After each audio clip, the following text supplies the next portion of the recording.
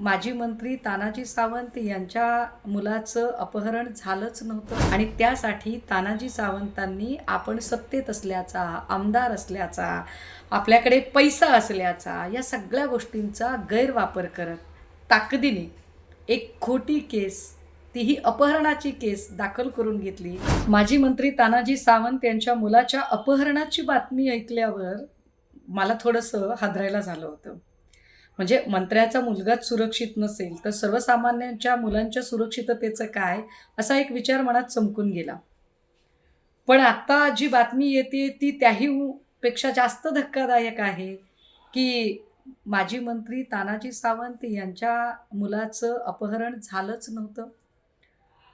तो मुलगा घरातून भांडण करून निघून गेला. फक्त त्या मुलाला अडवायचे एवढ्यासाठी सगळी पोलीस यंत्रणा कामाला लावणं गरजेचं होतं आणि त्यासाठी तानाजी सावंतांनी आपण सत्तेत असल्याचा, आमदार असल्याचा, आपल्याकडे पैसा असल्याचा या सगळ्या गोष्टींचा गैरवापर करत ताकदीने एक खोटी केस, तीही अपहरणाची केस दाखल करून घेतली आणि चेन्नईहून मुलाला परत आणले. गंभीर आहे. म्हणजे ज्याच्याकडे पैसा आहे त्याला किती चटकन न्याय देण्यासाठी यंत्रणा तयार होतात. ज्याच्याकडे पैसा आहे त्याच्यासाठी यंत्रणा कशा रेड कार्पेट त्याला फॅसिलिटीज द्यायला तयार होतात.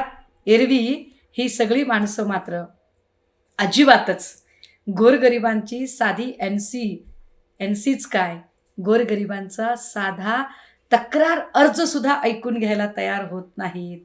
धन्य ते मंत्री महोदय, धन्य ते पोलीस स्टेशन आणि धन्य ते सरकार. माजी मंत्री तानाजी सावंत यांच्या मुलाच्या अपहरणाची बातमी ऐकल्यावर मला थोडंसं हादरायला झालं होतं. म्हणजे मंत्र्याचा मुलगाच सुरक्षित नसेल तर सर्वसामान्यांच्या मुलांच्या सुरक्षिततेचं काय, असा एक विचार मनात चमकून गेला. पण आता जी बातमी येते ती त्याही पेक्षा जास्त धक्कादायक आहे की माजी मंत्री तानाजी सावंत यांच्या मुलाचं अपहरण झालंच नव्हतं.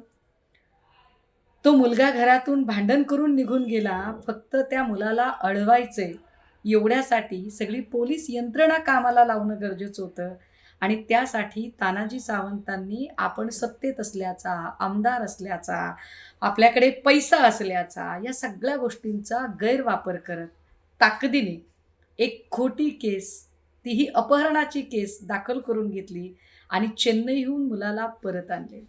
गंभीर आहे. म्हणजे ज्याच्याकडे पैसा आहे त्याला किती चटकन न्याय देण्यासाठी यंत्रणा तयार होतात. ज्याच्याकडे पैसा आहे त्याच्यासाठी यंत्रणा कशा रेड कार्पेट त्याला फॅसिलिटीज द्यायला तयार होतात. एरवी ही सगळी माणसं मात्र अजिबातच गोरगरिबांची साधी एनसीच काय, गोरगरिबांचा साधा तक्रार अर्जसुद्धा ऐकून घ्यायला तयार होत नाहीत. धन्य ते मंत्री महोदय, धन्य ते पोलीस स्टेशन आणि धन्य ते सरकार.